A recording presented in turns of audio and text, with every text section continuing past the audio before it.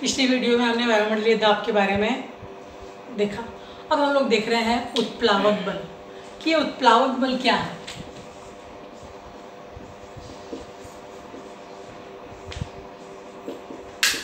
प्लावक से ही मालूम पड़ रहा है तैरना, है ना। एक पानी आज घर में आप लोग करके देखेंगे इस प्रयोग को। पानी की बाल्टी ले लेंगे, उसमें पानी भरा हुआ है। अब इसके ऊपर क्या है, हम लोग एक बॉटल, खाली बॉटल, ढक्कन लगा के हम लोग इसको डाल देते हैं। तो क्या होगा, थोड़ी सी ऐसे करके डूबती है। गेंद डालेंगे प्लास्टिक की, तो वो भी पानी के ऊपर तैर रही है। ये बोतल भी जो है पानी के ऊपर तैर रही है। लेकिन वहीं पर एक बोतल को हम लोग पानी भरकर इसमें डालते हैं, तो क्या देखेंगे कि वो बोतल जो है जिसमें पानी भरी हुई थी, वो बोतल जो है इसके अंदर जाती है, पानी के अंदर जाती है, लेकिन पूरी नीचे जाके तल में नहीं जाके बैठ जाती है, आधे जाके रुक जाती है।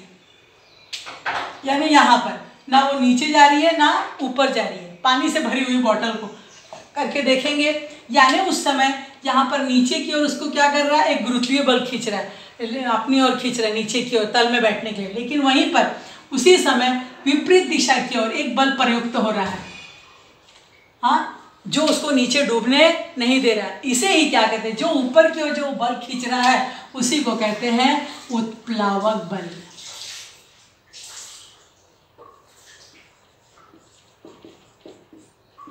यानी जो उत्प्लावक बल को हम लोग ऊपर ऐप के द्वारा दर्शाते हैं, नीचे यहाँ पर गुरुत्वीय बल के द्वारा।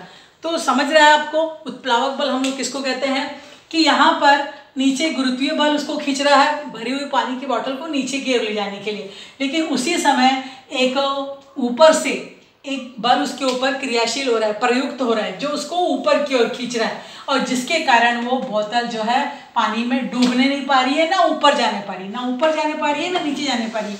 वो बीच में ही वो बोतल, पानी से भरी हुई बोतल तैरती रहती है। उसी बल को हम लोग क्या कहते हैं, उत्प्लावक बल। यानी किसी भी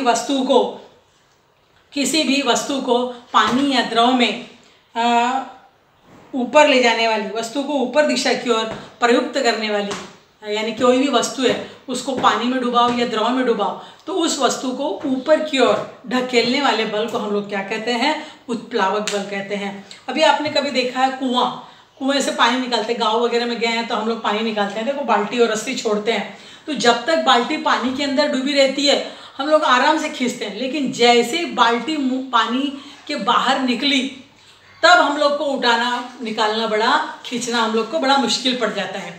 यानी जब तक वो पानी में रहती है तब तक क्या है, उत्प्लावक बल उसको पकड़े हुए है, हाँ, नहीं नीचे जाने देना, यानी उसका भार एकदम शून्य के बराबर हो जाता है। लेकिन जैसे ही ऊपर आती है तो क्या हो जाता है, अब ऊपर से बल क्या हो गया, खत्म हो गया। अब केवल एक नीचे खींचने वाला गुरुत्वीय बल ही रह जाता है, जो पृथ्वी का एक बल उसको अंदर की ओर खींच रहा है और हम लोग इसको ऊपर की ओर खींच रहे हैं। उस समय हम लोगों को बाल्टी, भरी हुई पानी के बाल्टी का भार जो है बहुत अधिक लगता है। आपने देखा होगा कि पानी में डूबते हैं, कोई लोग पानी में डूब जाते हैं, या पानी में हम लोग जब तैरने जाते हैं तो देखो हम लोग तैरते हैं तो हमारा नीचे का पैर का भाग जो एकदम नीचे डूबता नहीं है, और ऊपर का भाग, तो जब कोई व्यक्ति पानी में डूब जाता है और उसको कोई बचाने के लिए जाता रहता है तो उसको देखकर केवल ऐसा थोड़ा सा बाल या उसका थोड़ा सा कपड़ा ऐसा पकड़ के उसको खींच के ले जाता है, क्योंकि जब तक वो कोई भी वस्तु पानी में रहती है तो उसका भार क्या हो जाता है, शून्य हो जाता है। यदि पूरी वस्तु डूब जाती है तो एकदम न के बराबर उसका वजन रहता है। जब वो बाहर निकाली जाती है तभी उसका वजन होता रहता है। यानी नीचे रहती है तब तक उसके ऊपर क्या लगता रहता है, उत्प्लावक बल लगते रहता है। अब हम लोग देखते हैं, एक एल्यूमिनियम का या लोहे का पतरा लेते हैं, उसको पानी में डालते हैं। लोहे का पतरा यदि हम लोग पानी में डालते हैं तो क्या हो जाएगा, पानी के अंदर वो डूब जाएगा, या सुई है वो भी डूब जाएगी। लेकिन उसी पतरे को हम लोग एक नाव का आकार दे देते हैं और फिर तैराएंगे तो देखो पानी में आसानी से वो तैरते रहता है। उसी प्रकार जहाज का भी उदाहरण ले सकते हैं कि लोहे की एक सुई डूब जाती है लेकिन इतना बड़ा जहाज जो है पानी में तैरता रहता है। क्यों तैरता रहता है, या तो उत्प्लावक बल के कारण, है ना, पानी में तैरता रहता है नीचे से, या उसके द्वारा जो विस्थापित पानी रहता है वो उसके भार से अधिक होता है, जिसके कारण भी वस्तु जो है आसानी से तैरती रहती है। अभी आपने देखा होगा कि समुद्र का पानी का घनत्व कैसा होता है, अधिक होता है, जबकि हमारा मीठे पानी में लवण की मात्रा कम होती है तो उसका घनत्व कम होता है। तो कोई भी जहाज जो है मीठे पानी में अधिक धंसता है, जबकि समुद्र के पानी के वो ऊपर रहता है। ऐसा क्यों होता है, क्योंकि वहाँ पर ये धनत्व के ऊपर है। जिस भी वस्तु का धनत्व जो है कम होगा, हाँ, वो वस्तु क्या होगी, तैरती रहेगी, हाँ, और जिसका भी धनत्व अधिक होगा वो डूब जाएगी। तो जैसे कि हम लोग पानी में देखे होंगे, लकड़ी का टुकड़ा ये पानी में जो है तैरता रहता है, वहीं पर लोहे की कील जो है डूब जाती है। क्यों? क्योंकि लोहे की कील का घनत्व पानी के घनत्व की अपेक्षा अधिक होता है। लकड़ी के टुकड़े का घनत्व जो है पानी के घनत्व से कम होता है, इसलिए लकड़ी का टुकड़ा पानी में तैरता रहता है।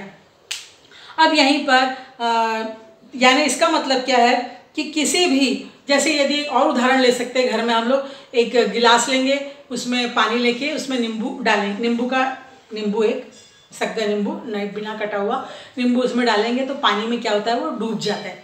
लेकिन अब उसी नींबू को निकाल लो और उस पानी में अब नमक घोल दो और नमकीन पानी में उस नींबू को डालो तो वो डूबता नहीं है। क्यों? क्योंकि नमक वाले पानी का घनत्व क्या हो गया, अधिक हो गया। सादे पानी का घनत्व कम था, तो अधिक घनत्व वाले पानी में नींबू जो है आसानी से अब तैरने लग जाता है। सादे पानी में डूब जाता है, लेकिन नमक वाले पानी में वही नींबू तैरता रहता है। तो ये उत्प्लावक बल दो कारकों के ऊपर निर्भर होता है। सबसे पहला क्या, वस्तु के आयतन के ऊपर, कि द्रव में डूबे हुए वस्तु का आयतन यदि अधिक होगा तो उत्प्लावक बल भी अधिक होगा। द्रव के धनत्व के ऊपर, जितना अधिक धनत्व होगा उतना ही उत्प्लावक बल भी अधिक होगा। इसलिए देखो समुद्र के पानी का धनत्व अधिक होता है और उसके ऊपर जहाज तैरता रहता है, या जहाज द्वारा विस्थापित पानी का आयतन अधिक होता है तो इसलिए जहाज जो है पानी के ऊपर तैरता रहता है। तो उत्प्लावक दो कारकों के ऊपर निर्भर होता है, एक वस्तु के आयतन के ऊपर और एक द्रव के धनत्व के ऊपर। अब कोई भी पिंड द्रव में डूबने पर वो पिंड डूबेगा या नहीं, या तैरेगा या द्रव के अंदर जाके तैरेगा, ये हम लोग कैसे निश्चित करेंगे। सबसे पहला, उत्प्लावक बल उस पिंड के भार की अपेक्षा अधिक हो। उत्प्लावक बल यदि उस पिंड के भार की अपेक्षा अधिक होगा तो वस्तु जो है तैरेगी। उत्प्लावक बल पिंड के भार की अपेक्षा कम होगा तो वस्तु डूब जाएगी। उत्प्लावक बल पिंड के भार के बराबर होगा तो वस्तु तैरेगी। यानी किसी भी वस्तु का तैरने में दो कंडीशन है, दो बातों का ध्यान रखना पड़ेगा।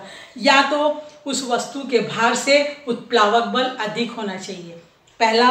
दूसरा, उत्प्लावक बल का भार और पिंड का भार दोनों क्या होना चाहिए, बराबर होना चाहिए, तो वस्तु जो है तैरेगी। तो इस प्रकार हमने जो है उत्प्लावक बल के बारे में जानकारी प्राप्त की, और थोड़ा विस्तार से आप लोग पानी में किसी वस्तु को डुबाकर देखेंगे। अब आगे जो है हम लोग आर्किमिडीज कौन था, आर्किमिडीज का सिद्धांत क्या था, इसके बारे में जानकारी प्राप्त करेंगे। हाँ, तो आर्किमिडीज कौन था। आर्किमिडीज एक ऐसे वैज्ञानिक, यूनानी वैज्ञानिक थे। एक बार क्या हुआ, वो नहाने के लिए टब में, पानी का टब होता है ना, जैसे विदेशों में देखते हैं पानी के टब में नहाया जाता है, तो उस पानी के टब में वो नहाने के लिए घुसे। जैसे ही घुसे तो क्या हुआ होगा, आप एक गिलास ले लो, उस गिलास में आप कोई वस्तु डालो, पत्थर डालो या कुछ डालो, तो क्या होगा, वो वस्तु के भार के बराबर पानी जो है बाहर गिरेगा। तो वैसे ही जब आर्किमिडीज नहाने के लिए टब में बैठे, तो जैसे ही बैठे तो क्या हुआ, पानी बाहर गिरा और वो उसी दशा में सड़क के ऊपर भागने लगे। यूरेका यूरेका यूरेका कहकर चिल्लाते हुए भागे। यूरेका मतलब क्या, ये यूनानी भाषा का एक शब्द है जिसका मतलब मिल गया, मिल गया, मिल गया, मुझे मिल गया। क्या मिल गया, तो मुझे ऐसा एक सिद्धांत मिल गया कि कोई भी वस्तु पानी में डुबाने पर वो अपने भार के बराबर द्रव विस्थापित करती है। मैं जैसे ही टब में नहाने के लिए बैठा तो मेरे भार के बराबर पानी विस्थापित हुआ। तो इस आधार पर उन्होंने आर्किमिडीज का सिद्धांत जो है तैयार किया। अब आर्किमिडीज के सिद्धांत को देखने के लिए आप लोग घर में एक प्रयोग कर सकते हैं। अभी देखो, एक खाली बाल्टी है, उसमें आप धागे के साथ ऐसे पत्थर लटकाओगे तो अंदर तक जा रहा है ऐसे करके। वहीं पर आप पानी के अंदर डालोगे, पानी भरा हुआ है, और अब उसमें कोई पत्थर या लकड़ी डालते हैं तो क्या होता है, पानी का लेवल थोड़ा सा बढ़ जाता है ना, ऊपर की ओर आ जाता है। इसके द्वारा आर्किमिडीज ने एक सिद्धांत प्रदान किया कि कोई भी वस्तु द्रव में अंशतः या पूर्णतः डुबाने पर वो वस्तु जो है अपने द्रव्यमान या भार या आयतन के बराबर पानी जो है विस्थापित करती है। यही क्या है, आर्किमिडीज का सिद्धांत है। तो आर्किमिडीज के सिद्धांत को प्लावक बल के कारण ये ऐसा होता है। तो या यदि हम अभी जैसे यहाँ पर देखो रस्सी बड़ी दिख रही है, लेकिन वहीं पर पानी में डुबाने पर यह रस्सी जो है हम लोग को छोटी लगने लग जाती है। क्यों ऐसा होता है?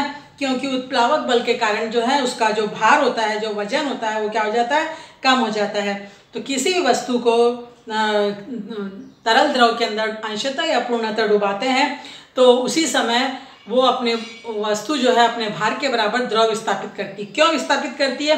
क्योंकि जिस समय यहाँ पर वो वस्तु डूबती है वहाँ नीचे की ओर क्या लगता है? उसको गुरुत्वीय बल लगता है। उसी समय ऊपर की दिशा में एक दूसरा बल, कौन सा बल लगता है? उत्प्लावक बल लगता है, जिसके कारण उस वस्तु का भार क्या हो जाता है? उसके द्वारा विस्थापित पानी के भार के बराबर हो जाता है।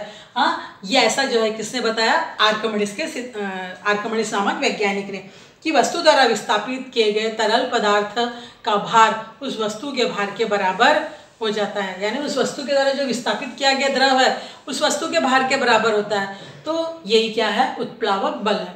यानी ये आर्किमिडीज के द्वारा ये सिद्धांत, और इसी सिद्धांत का उपयोग जहाज में, पनडुब्बियों में, दूध नापने वाले दुग्धमापी यंत्रों में किया गया।